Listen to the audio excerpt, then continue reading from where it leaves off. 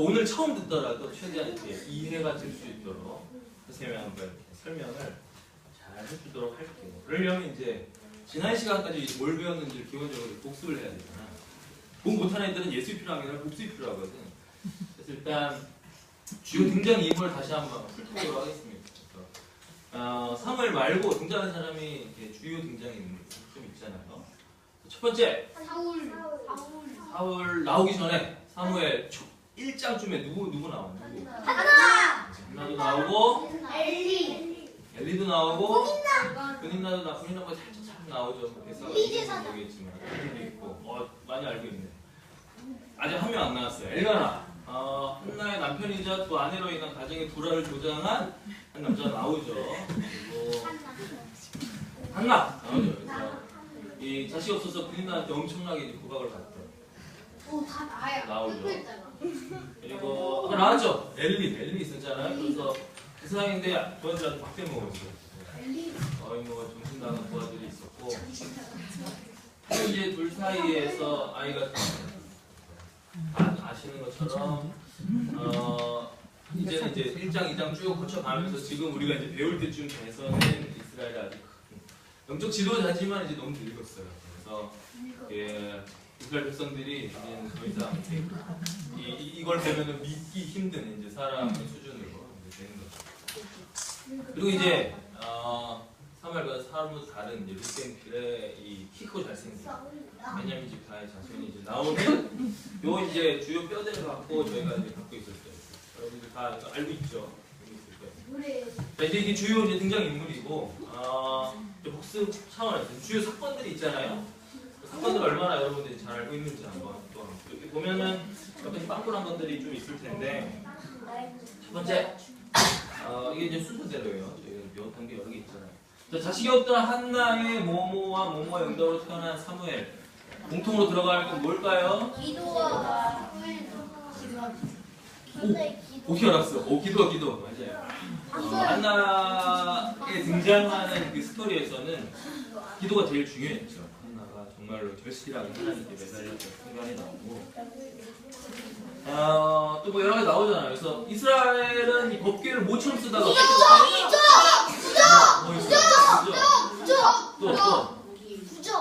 또 잘하고 있네. 이게 핵심은 구전이 아니라 불이야 불. 핵심은 불. 그리고 또 이제 누가 있어요? 엘리가 자기 의자에서 세 글자 떨어져? 비슷해. 목이 왜 부러져? 자빠졌죠? 사실 되게 슬프게 죽었어요. 몸이 너무 이분해지는 바람에 약간의 충격으로 넘어졌는데 끝이 났죠. 되게 안타깝고. 그리고 저희가 그 박성환 선생님으로부터 설교를 다 뭐 나온 것도 있고 안 나온 것도 있는데 열심히 예습한 몇몇의 사람들은 알 수도 있는데 어깨가 이제 블레셋 막 돌아다니잖아요. 엄청난 물. 재앙. 또 뭐가 있을까요? 뭐 여러 가지. 질병. 죽음. 재앙. 핵심을 이렇게 날라가는 거. 재앙, 그 선생님 재앙에 대해서 설명 좀 잘 해주시고요. 재앙 디제스트라고 저도 영화 한번. 그리고 법궤가 이제 돌아온 후에 온 이스라엘이 어디서? 오늘 나오는 주요 무대이기도 합니다. 어디? 이스바? 비스바?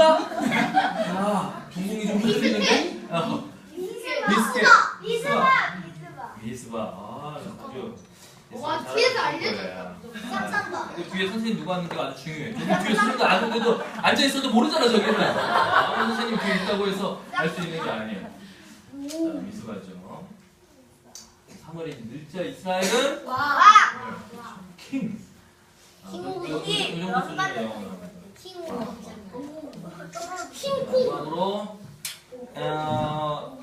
2주 동안 그 박성환 선생님이 되게 중요하게 생각했던 사울과 사무엘의 만남의 주제에 대해서 사실 2주 동안 여러 가지 이야기를 했어요. 둘이 어떻게 만났지? 우연히 이거 다 알고 있는데 맞아요. 우연히 만났잖아요. 우연히. 하지만 우연히 이렇게 표시를 한 거는 사울 입장에서는 대단히 우연스러운 사건이었지만 사무엘 입장에서도 이렇게 나오잖아요. 하나님의 여러 가지 응답을 통해 사실은 미리 계획되어 있던 사건이었잖아요. 사실 갑자기 이렇게 맞는 건 아니었죠. 사무엘은 뭘 받았지? 기름 부음. 사무엘이? 아 그렇구나. 사무엘은 사울이 사무엘이라는. 여러분들이 답을 맞췄는데 제가 오타를 냈네요. 사무엘이 아니라 스스로 셀프기로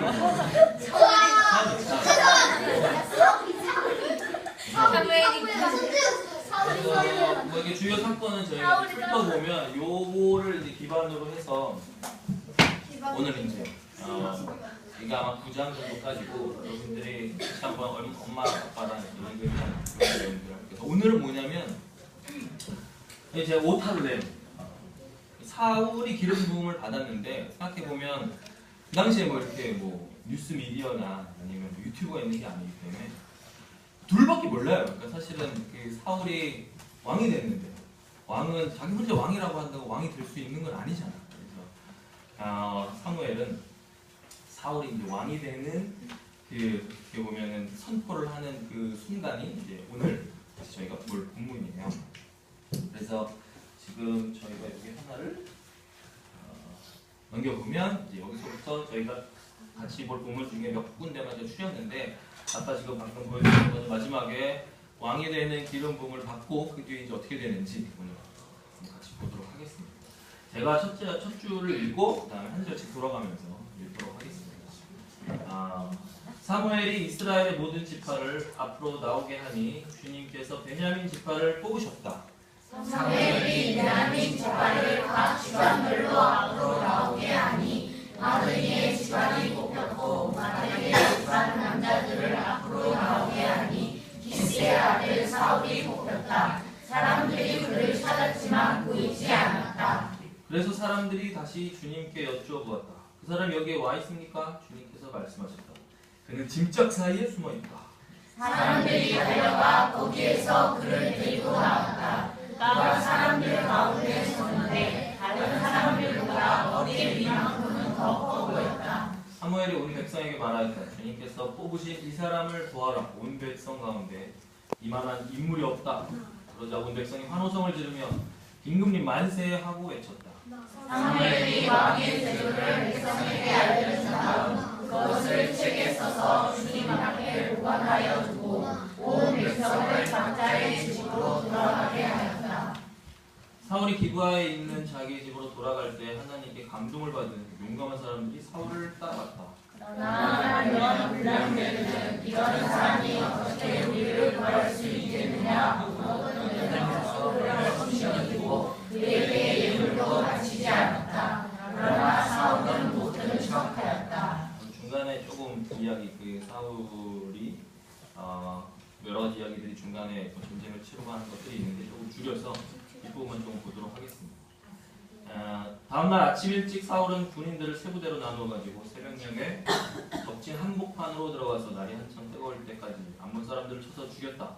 살아남은 사람들은 다 흩어져서 두 사람도 함께 있는 일이 없었다. 백성이 사무엘에게 와서 말하였다. 사울이 어떻게 우리의 왕이 될 수 있느냐고 떠들던 자들이 누구입니까? 그런 자들을 내주십시오. 우리가 그들을 쳐서 죽이겠습니다. 그러자 사울이 나서서 말하였다. 오늘은 주님께서 이스라엘 백성을 구원하여 주신 날이요.